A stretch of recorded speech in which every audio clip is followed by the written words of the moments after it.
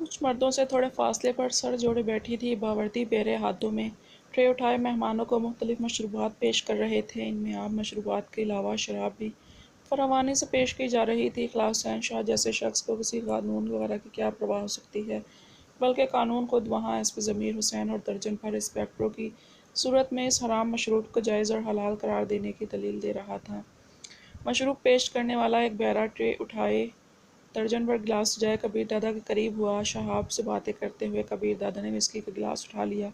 بہرے نے ٹرے تناوش کے سامنے پکڑی۔ کبیر دادا کی نقل کرتے ہوئے اس نے بھی ایک گلاس اٹھا لیا، کیونکہ وہاں موجود زیادہ تر خواتین و حضرات کے ہاتھوں میں گلاس نظر آ رہے تھے، اور پھر اس سے پہلے کہ وہ گھونٹ لے پاتی، کبیر دادا بمشکل اپنی ہنسی روکتے ہوئے اس کی طرف جھکتے ہوئے دھیمے لہجے میں بولا، مجھے منع کرتی ہو اور خود شراب پینا شروع کر دی۔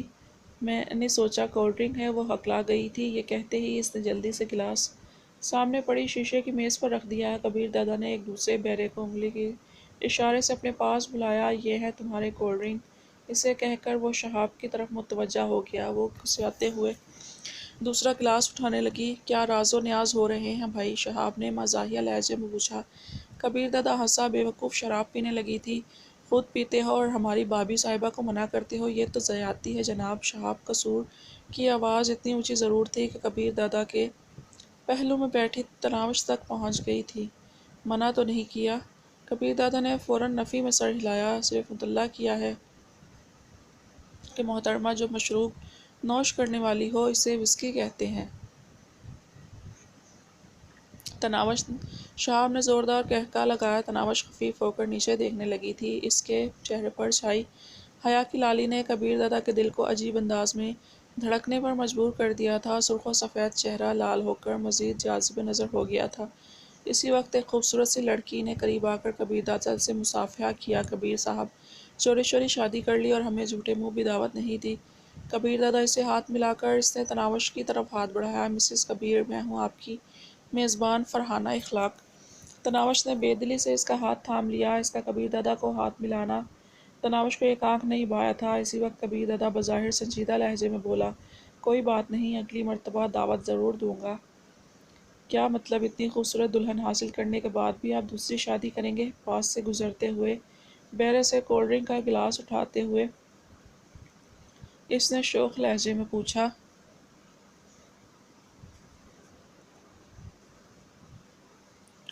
مولویوں سے سنا ہے کہ ایک مرد کو 4 شادیوں کی اجازت ہے۔ اس کا مطلب میں یوں ہی پریشان تھی۔ فرحانہ معنی خیز لہجے میں کھلکھلائی۔ غصے سے کھولتی تناوش سے رہا نہیں گیا تھا۔ آپ کی پریشانی شاید اتنی آسانی سے دور نہ ہو، فرحانہ نے کہا۔ سوری مسز کبیر، آپ کو برا لگا، میں تو یوں ہی مذاق کر رہی تھی۔ کبیر دادا فرحانہ کو مخاطب ہوا، اچھا اسے ذرا ساتھ لے جا کر دوسروں سے تعارف کرا دو، یہاں بیٹھی بور ہوتی رہے گی۔ کیوں نہیں؟ وہ خوش دلی سے بولی۔ چلیں مسز کبیر۔ اسے دوسری عورتوں کا سامنا کرنا مشکل لگ رہا تھا، اس نے میں یہیں ٹھیک ہوں کہہ کر جان چھڑانا چاہی۔ ہر وقت ضد نہیں کرتے۔ کبیر دادا نے اسے سمجھانے کے سے انداز میں مخاطب کیا، مگر اس کے لہجے میں شامل حکم واضح طور پر تناوش کو محسوس ہوا تھا۔ منہ سے کچھ کہے بنا وہ ہونٹ بھیجتے ہوئے فرحانہ کے ساتھ چل پڑی۔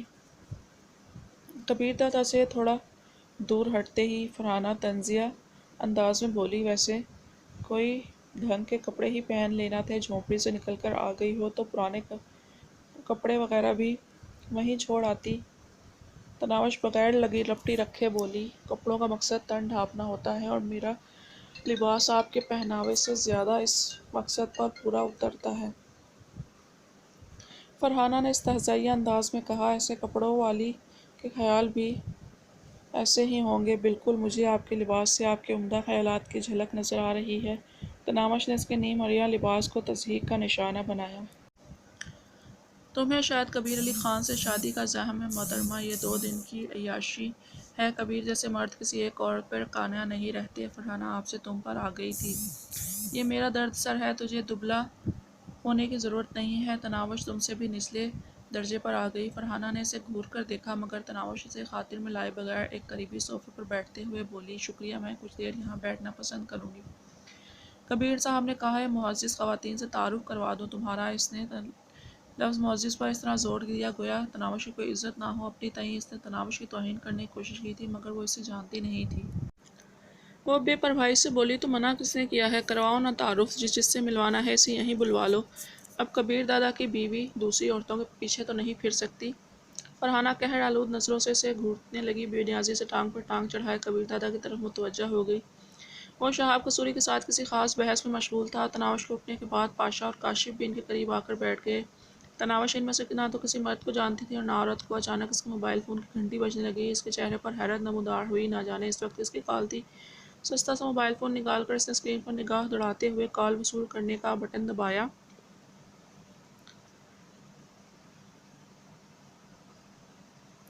السلام علیکم ماں جی۔ وعلیکم السلام، کیسی ہو بیٹی؟ بشریٰ خاتون نے بشاشت سے پوچھا۔ ٹھیک ہوں ماں جی، خیریت تو تھی؟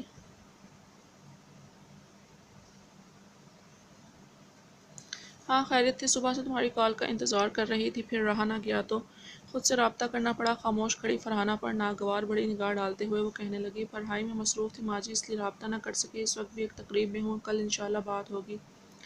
ٹھیک ہے بیٹی، خدا حافظ۔ بشریٰ نے رابطہ منقطع کر دیا۔ تناوش کی بات ختم کرتے ہی وہ طنزیہ لہجے میں بولی، کافی جدید اور خوبصورت سیل فون رکھا ہوا ہے، داد دینا پڑے گی، تمہاری پسند کی ہے۔ کہہ کر وہ چل دی۔ تناوش کا جواب سننے کی زحمت اس نے نہیں کی تھی۔ لمحہ بھر بعد وہ خواتین کے جھرمٹ میں کبیر دادا کے دلہن کے لباس، موبائل فون اور بد اخلاقی کا مذاق اڑا رہی تھی۔ وہاں موجود خواتین کی زیادہ تر تعداد اونچے طبقے سے تعلق رکھتی تھی، اگر کوئی متوسط خاندان کی تھی تو اب اس طبقے میں رچ بس کر انہی جیسی ہو گئی تھی، اور ایسی خواتین کا پسندیدہ مشغلہ غریب لڑکیوں کے طرز زندگی کا مذاق اڑانا ہی ہوتا ہے۔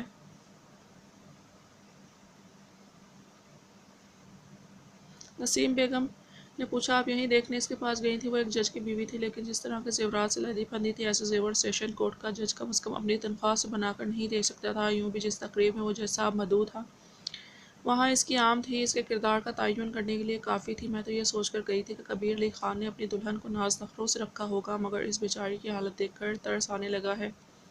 فرحانہ نے منہ بنایا۔ نوشاد افریدی کی چہیتی بیگم نغمہ بے باکی سے بولی، اب بھی حسرت بھری نظروں سے کبیر صاحب کو گھور رہی ہے، شاید اسی کے پاس جا کر بیٹھنے کا دل کر رہا ہے بیچاری کا، لیکن بے وقوف یہ نہیں جانتی کہ کبیر خان جیسے آدمی کے پاس ایسی لڑکیوں کے لیے صرف بستر پر لیٹتے وقت چند لمحات ہوتے ہیں۔ اس کی بات پر تمام کھلکھلا کر ہنس پڑی تھیں۔ سنا ہے کسی گنڈے کی منظور نظر تھی جسے کبیر علی خان نے اپنے رسر و رسوخ سے مروا دیا اور اس کی خوبصورتی دیکھتے ہوئے چند دنوں کے لیے گھر لے آیا۔ اب بیچاری خود کو کبیر دادا کی سچ مچ کی بیوی سمجھے ہوئے ہے۔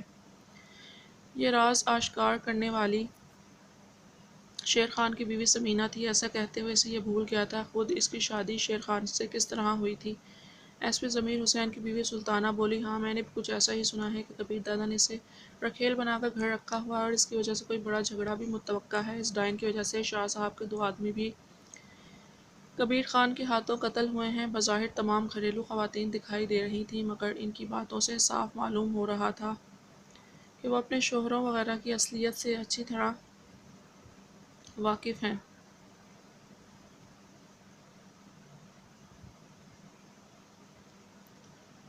کبیر دادا کو